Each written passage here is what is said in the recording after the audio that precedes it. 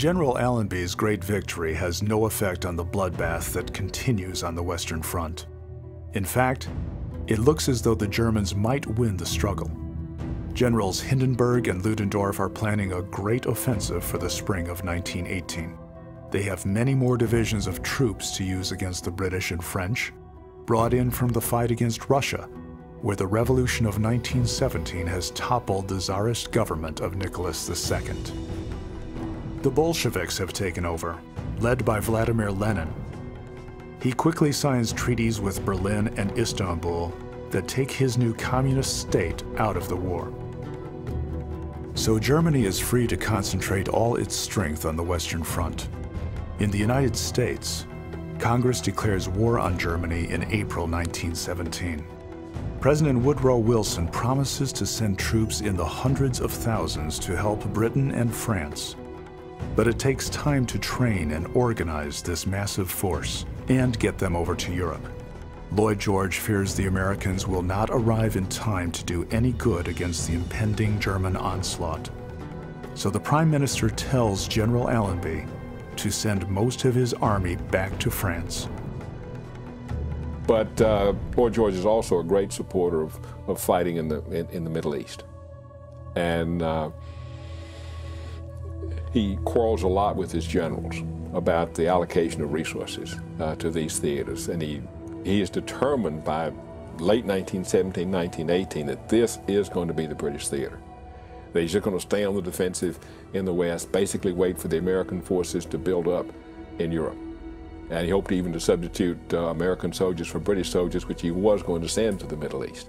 But this was going to be his theater, but the Germans wouldn't play that game. And so when they attack, suddenly the Western Front is once again, first and foremost. The British offensive in Palestine is stopped cold, just when it is poised to capture Damascus and press on to Istanbul itself. Allenby can do nothing but watch his opportunity slip away, and watch the Ottoman army use the time to prepare their defenses for the battles that lie ahead. Yes, the holy city of Jerusalem is in the Crusaders' hands, but peace still lies somewhere beyond its walls.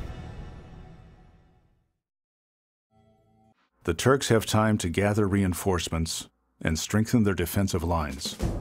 From Germany, an elite fighting unit called the Yildirim, or Lightning Group, has arrived, led by General Erich von Falkenhayn. The fresh German troops joined the attack with machine guns, artillery, and a complement of brand new fighter planes.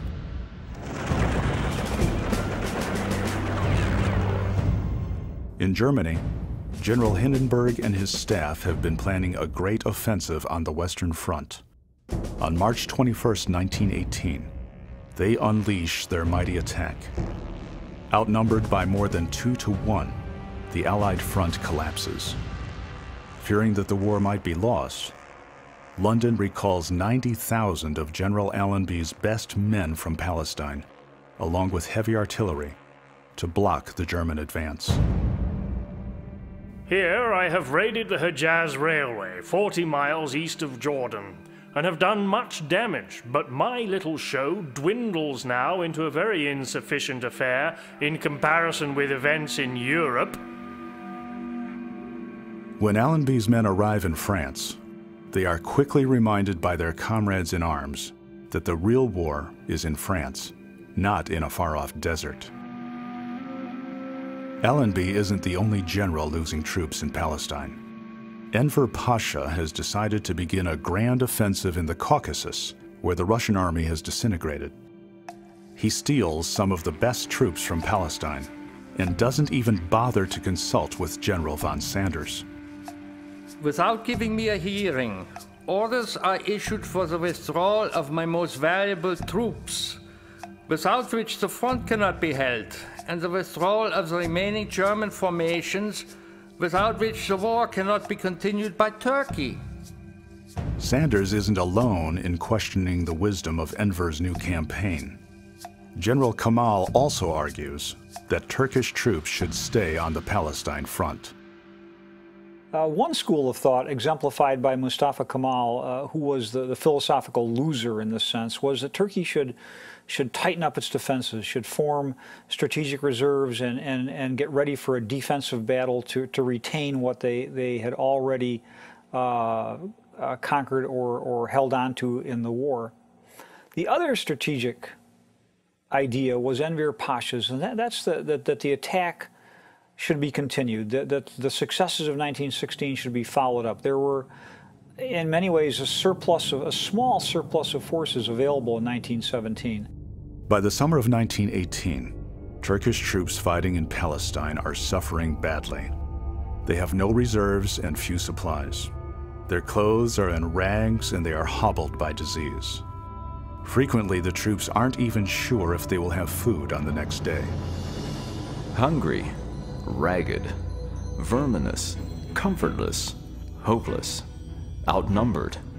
Is it to be wondered that the Turkish soldiers lost heart? It is unlikely that any other troops in the world would have remained without collapse for so long a period of warfare under such conditions. The German offensive in France is gradually blunted by the Allies. U.S. soldiers have finally arrived in large numbers, and the tide of battle begins to turn. By the fall of 1918, the Germans are the ones retreating. During the first 3 weeks of May 1918, Arab rebels blow up the Hejaz Railway 25 times. Prince Faisal soon becomes London's favorite Arab leader.